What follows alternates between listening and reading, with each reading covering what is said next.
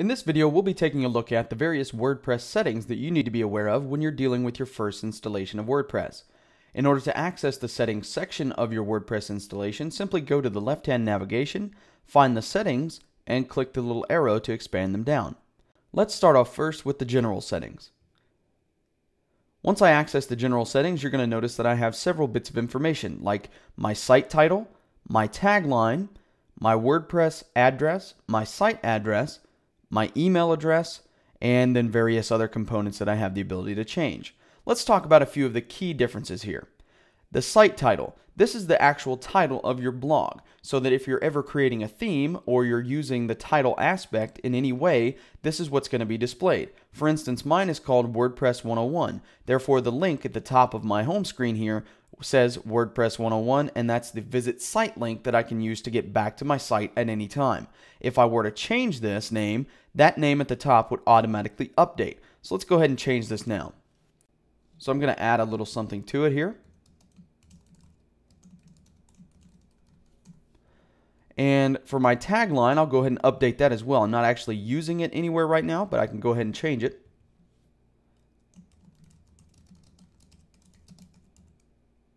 So basically what I've done, I've changed WordPress 101 to WordPress 101-Learn WordPress. And the tagline is now, learning is so much fun. If I click Save Changes, it saves those changes, and at the top you'll see WordPress 101, Learn WordPress, and if I visit my site, you're going to notice here that it says WordPress 101, Learn WordPress, and underneath it there's my tagline, Learning is so much fun. And anytime I call those specific features in my theme or anywhere in my site, you are going to see that pop up as those two instances that I've just changed. If I close this up and change it back, you'll see just how easy it is to switch it again. So I'll just change that to WordPress 101, click Save Changes, and now it says WordPress 101 at the top. Opening up again, takes me back, and it just says WordPress 101. So that's how quickly and easy it is to change things here inside of the WordPress dashboard and have it reflected in your site.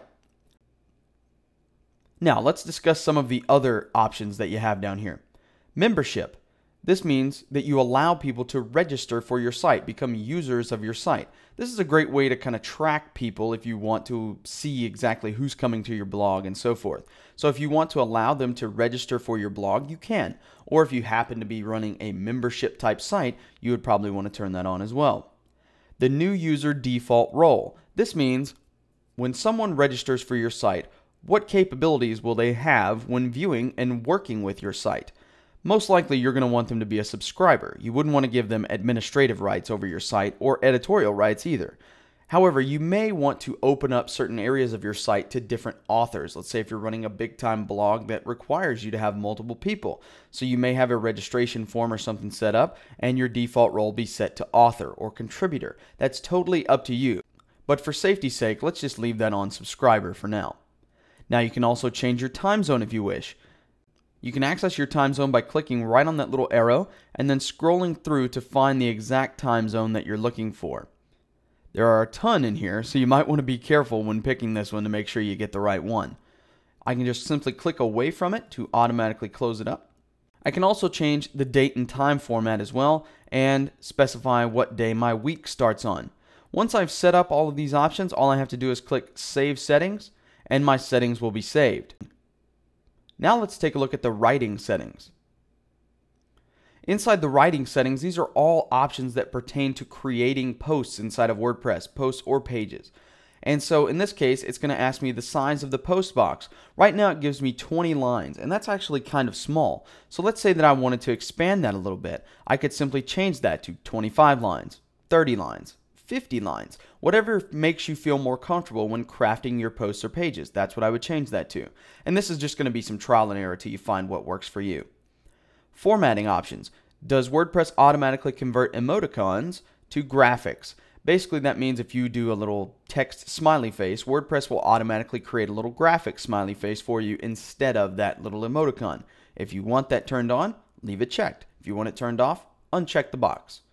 The default post category. If you have categories set up, you could choose different categories from here to be the default category. That way you're not always having to go in and set it to a specific category when making your posts. Your default post format. If you wanted to change the way a certain post is created each and every time, you can change that here. If you want to change the default link category, you can change that here. By default, you only have one link category, and it's called your blog roll. Press this. Press this is a bookmarklet. Basically, that's a little app that runs in your browser and lets you grab bits from the web. In the WordPress dashboard, it will tell you to use the press this to clip text, images, and videos from any web page. Then you can edit and add more straight from the press. Then you can edit and add more directly from the press this before you save or publish it in a post to your site. In order to install press this, all you have to do is drag and drop the link, which you see here, to your bookmarks bar. So I could just click and drag that to the bookmarks bar area of my web page, which I currently have turned off. But once I released it, it would automatically add that up there, and that way I could use that to create different things as I'm looking on the web. Post via email. If you would like to post to your WordPress blog via email, you can do so. You'll need to know your mail server, the login name and password to your mail account, and then also set up a default category when posting. You might call that category mobile, since you're usually on the go when you're posting via email. Remote publishing. If you want to post from things like your iPad, your iPhone, or your BlackBerry or something like that, any mobile platform that WordPress has an app created for, you can remotely publish as long as you have the Atom publishing protocol turned on, and in some cases the XML RPC protocol as well. So if you want to turn both of those on, that will allow you to blog via various mobile platforms. Once you've changed these settings here, all you have to do is click Save Changes, and WordPress will automatically save whatever changes you've made. Now let's move on from the writing settings to the reading section. In the reading settings, this is basically controlling how the user reads your blog. So for instance, the front page displays. This is referring to what the user sees when they come to your homepage. So yourhomepage.com, what do they see? In this case, we have them viewing our latest posts. But you can also point the homepage to a static page and then defer your blog content to a second page if you wish. In this case, I'm just going to leave this on my latest post, but if I wanted to, I could change it to a static page at any time. Blog pages show at most how many posts. This means when viewing my homepage, how many blog posts does the user get to read before they have to go to another page. By default, it's set up to 10. If you want to change that, some themes look better with shorter amounts of posts, some themes look better with larger amounts of posts. It just depends on your personal choice here. In this case, let's bump this down to 5 posts, and then click away from it. Syndication feed shows how many posts. This means when someone's viewing your RSS feed, how many new items are going to be displayed. I'm just going to leave this on the default of 10. For each article in a feed, do you want them to see the full text or only a summary? In most cases, you'd want them to see the full text. Once we've finished changing these settings, we'll click Save Changes. Now that I've saved my changes, let's take a look at our discussion preferences. In the discussion section, this is where you get to set up all of the different aspects of interaction that get to happen on your WordPress site. Do you allow people to post comments on new articles? Do you require the comment author to fill out their name and email address? I strongly recommend this to help alleviate the spam problem. Do users have to be registered and logged in to comment on your site? That's totally up to you. Automatically close comments on articles older than X amount of days. So if an article is 30 days old, do you want to go ahead and close the comments on that? Meaning nobody can comment on an article that's older than X number of days. Do you want to enable threaded or nested comments? And if so, how many levels deep? Basically, nested comments mean that as people reply to specific comments, the comments get more indented to kind of show the flow of the conversation. If you want to enable that, just check the box and then set how many levels deep you want them to be. Break comments into pages with 50 top level comments per page and the last page displayed by default. Basically, this means if you have a lot of comments, do you want to break them into specific pages so that people can cycle through them a little bit easier rather than having to scroll forever in a day looking for a specific comment. Email me whenever anyone posts a comment or a comment is held for moderation. If you're really into monitoring your comments, these are two options that you need to leave checked, because you'll get an email to the same email address that you used when you registered your WordPress site that will tell you that someone has either posted a comment or that a comment's been posted and held for moderation. Now, speaking of moderation, before a comment appears, does an administrator have to approve the comment? That's up to you. In this case, I'm going to check that on. That means if someone tries to comment, I have to approve it before they actually get through. Comment author must have previously approved comment. That means someone has to have come to this blog beforehand, posted a comment, and I would have approved it in order for them to actually post another one. If you want to hold a comment in the queue if it contains 2 or more links, this is going to help alleviate spam as well. A lot of the problems with blog spam is people coming and posting links that have nothing to do with your site. So therefore, you can set how many links have to be in their post before it's held in the queue. You can also specify that when a comment contains any of these words in its content, it will be held in the moderation queue. You can set up this list any way you want. The comment blacklist. If a comment contains any of these words in its content, name, URL, email, or IP, it will be marked as spam. So if you know specifically different types of comments that get posted to your blog that contain the same thing over and over, like let's say an ad for Chevy cars or something like that, you can block those items right here just by doing a comma separated list of terms that you don't want to appear on your blog. Underneath that, you'll see the avatar settings. This will allow you to determine exactly how people are appearing on your site. So your avatar, do you want them to show avatars or not? I would recommend it. It just gives a little bit more of a personal aspect to your site. The maximum rating.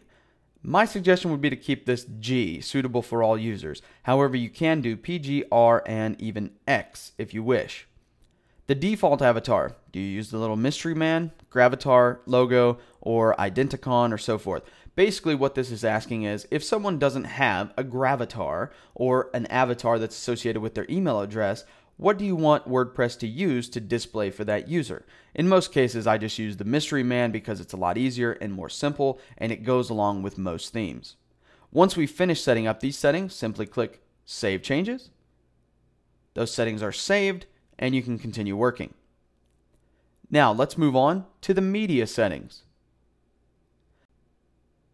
In the media setting, you'll be able to determine things like thumbnail size, medium size, and large size of images. As you get more into theme development and adding media to your WordPress installation, this section will become a lot more useful. Uploading files. Where in your WordPress installation do you want to store the files that you upload? By default, there's a section called WP Content/uploads. That's where all of your stuff is by default uploaded to. Unless you really need to change that, I would suggest leaving that on default. The full URL path to files. As it says here in the dashboard, configuring this is optional. By default, it should be blank. So unless you really need to specify this, you should just leave it blank. You can also tell WordPress to organize your uploads into month and year based folders. So basically when I go into my uploads folder, I can go back and I can see things based on the month, based on the year. Whenever I want to go back and specifically find a file, it makes it a lot easier if I'm using month and year based folders. However, if you just want a big repository full of files, you can uncheck that box and it will no longer do that. Once you've changed all your settings here, simply click Save Changes and everything is set and ready to go. Now let's move on to privacy. In the privacy settings, basically you have two choices. I would like for my site to be visible to everyone, including search engines like Google, Bing, and Technorati. Or I would like to block search engines, but allow normal visitors. So basically, if you want your site to be searchable and crawled by search engines, turn this on. If you don't, turn it off. Most likely, if you're in the development stage, you want this turned off. Or if you're doing a local install, you can probably leave it off as well. But if you're trying to get publicity, trying to get traffic, I would go ahead and turn that on and then click Save Changes. Once you click Save Changes, you'll get a confirmation message at the top and you can continue working. Finally, let's talk about permalinks. Click on permalinks and it takes me here. And at the top of this, you'll see a little description. By default, WordPress uses web-based URLs which have question marks and lots of numbers in them.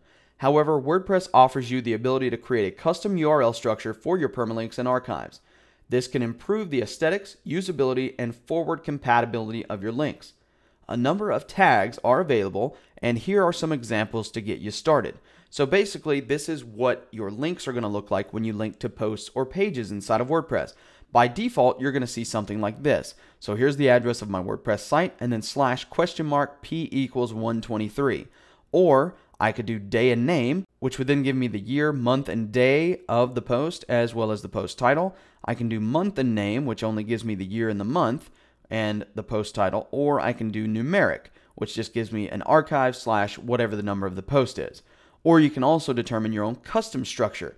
If you're going to get into custom structure, my suggestion would be to come up to the top here and view the number of tags that are available link. And if I open that in a new tab, it's going to take you to the WordPress Codex and allow you to view the different types of permalinks that you have the ability to create. I would not get into permalinks until I have thoroughly read this section. Now I'll go ahead and close this up, and I'm just going to set mine to day and name. And you'll see here it automatically puts in the structure for me. And I can also set up optional category bases and tag bases.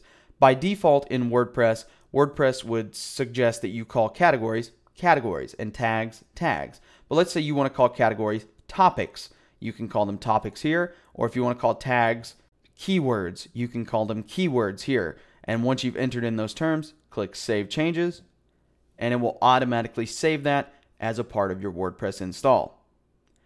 Now that you've got a pretty good idea of the WordPress settings that are available to you in the admin area, take some time, go through each one of them, see what works for you, and go from there. It's going to be a learning process and something that will evolve over time, but sooner or later you'll have your WordPress settings down so that each and every time you create a new WordPress blog, you'll go right in and know exactly what to do.